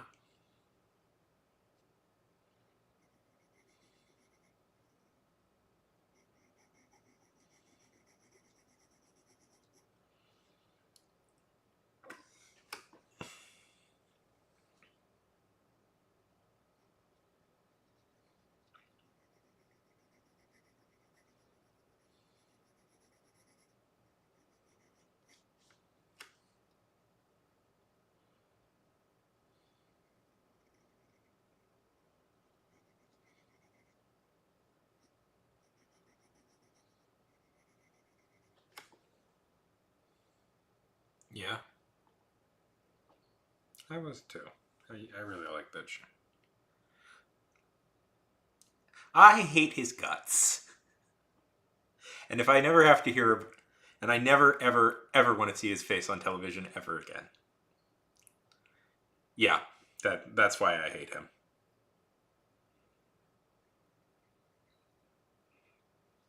I did used to really like Zachary. I thought Zachary Levi was a really good actor. I thought he was really charming, a charming actor, kind of one of those perfect like. Yeah, yeah. No, no, no, no. I get what. No, no, no, Robin. I didn't assume. I didn't assume. My assumption was either you liked him in the past or you hadn't heard about his whole deal now. No, I did too. I thought I kind of thought Zachary Levi was like a perfect like comedy leading man type. You know, he was good looking. He was good looking, but not in a like male model sort of way. You know, he was a good looking guy that you could conceivably see in real like working that sort of job. He was naturally very funny. He was naturally very funny. He kind of had a he had kind of like he had a Krasinski like a Jim from The Office sort of natural charm to him. But I can't stand him now. I just can't stand him. I don't necessarily. If you're conservative and in whatever in entertainment, I don't really. I don't know. I do care, I guess, but I don't keep up with actors' political beliefs all that much. But because it's just like life's too short for that. So whatever. But the fact that he would make all these like obnoxious speeches, like comparing like Trump to the Avengers and stuff, and he said like, actually, this is Shazam talking. It's like, fuck you, fuck you. You were in one kind of okay Shazam movie.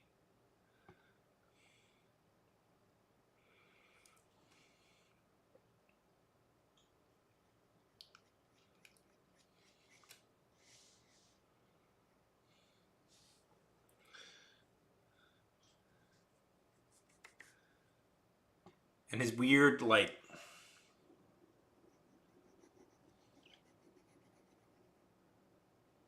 Anyways.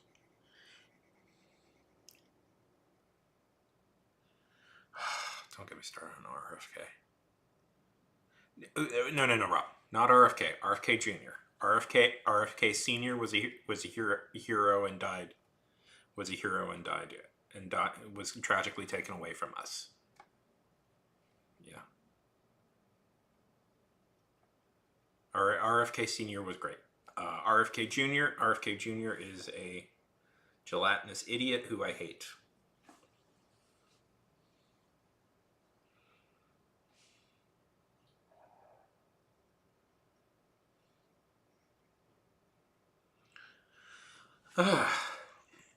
When I was a kid and like getting into politics, I was really obsessed with RFK. I was obsessed with the Kennedys, but I was like my hero was RFK. I had he was like a really big hero of mine for a long time. Was RFK Senior, and the fact that his son is such a gelatinous idiot who kind of ruined, who uses his father's good name to like ruin the nation makes me so angry. Remember that RFK Senior fought specifically with Jeff Sessions, who RFK Jr. was pals with on the segregation issue. So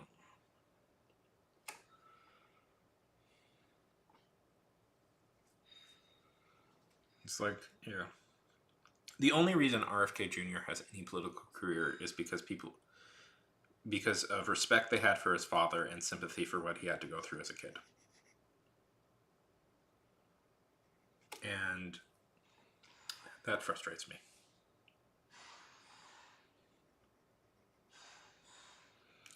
It's, he was... I mean, he's a classic, like, Nepo baby, obviously, which is awesome for Trump, because, yeah, you can still like it. By the way, you can... Well, Robin, here's the thing. It's not your fault that then the actor went on and started saying stupid shit. You know what I mean? That's not your fault. It's not your fault that an actor from a movie you like then went on to be a stupid person.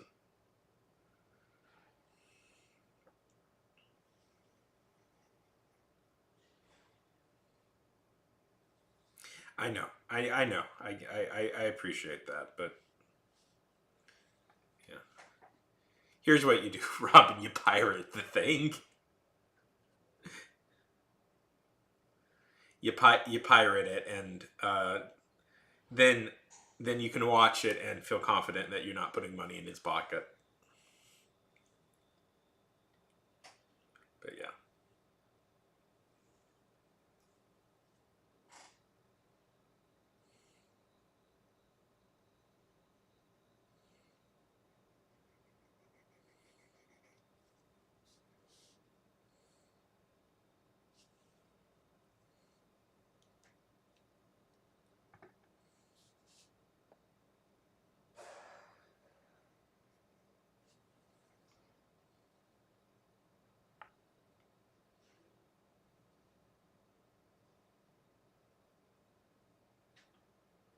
I don't think so.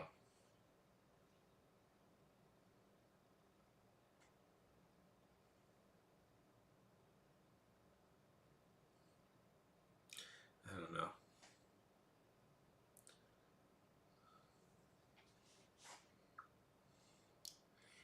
Never more. Hey, how's it going?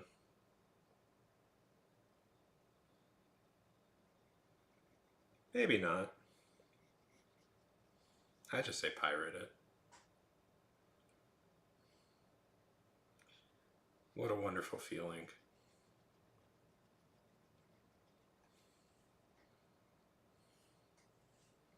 Are you dancing on the ceiling?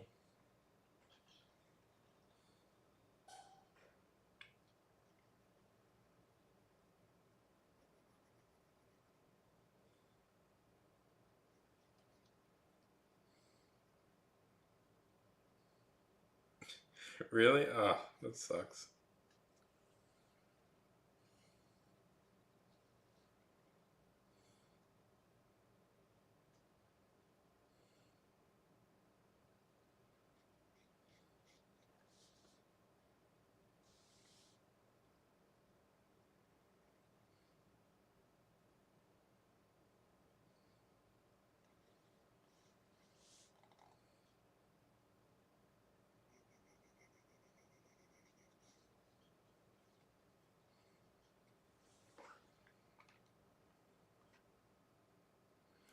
I know, but still sucks.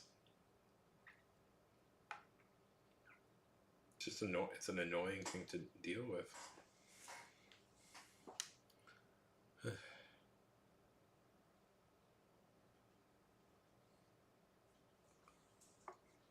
Hey, 1 second. I'll be back in a millisecond. Okay.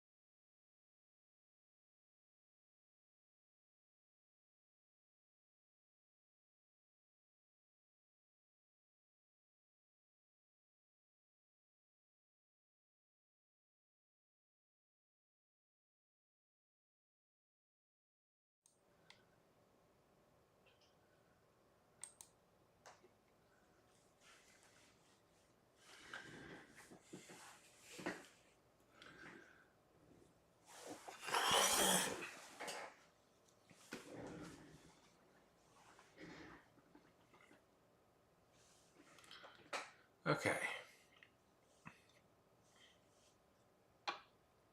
We are back. We are wrestling.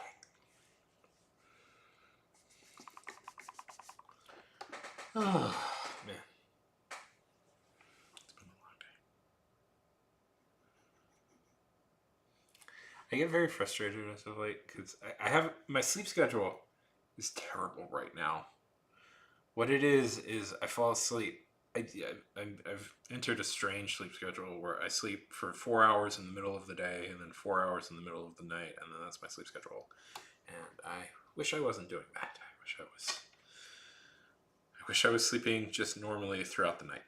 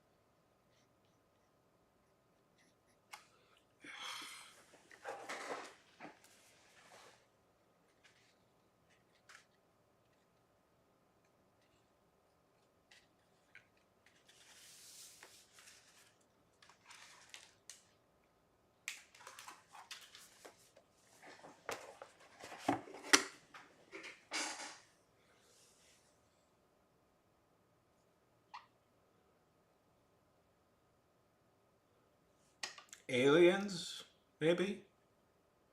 Have you considered the possibility of extraterrestrials?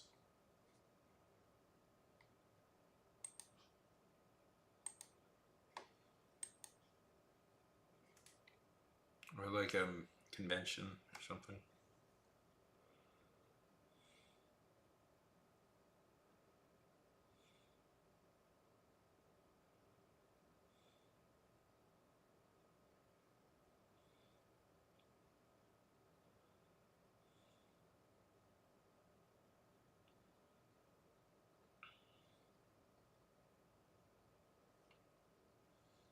Oh, yeah.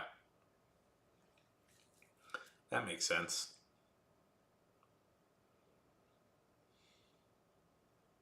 Don't see a lot of red.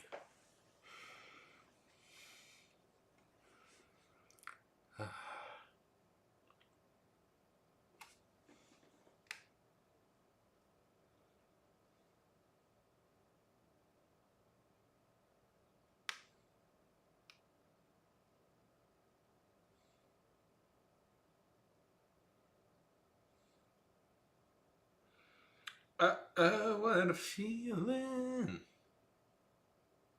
Just looks pretty. Never. It just looks pretty. That's why. People like things that look pretty.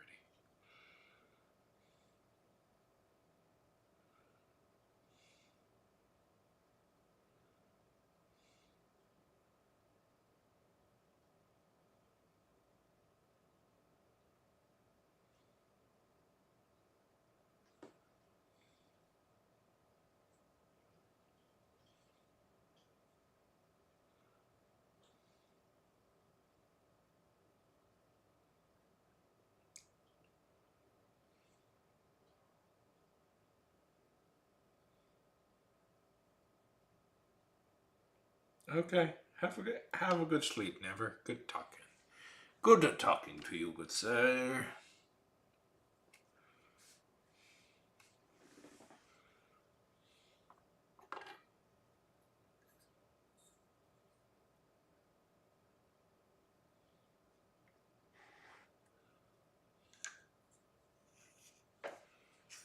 Mm-hmm.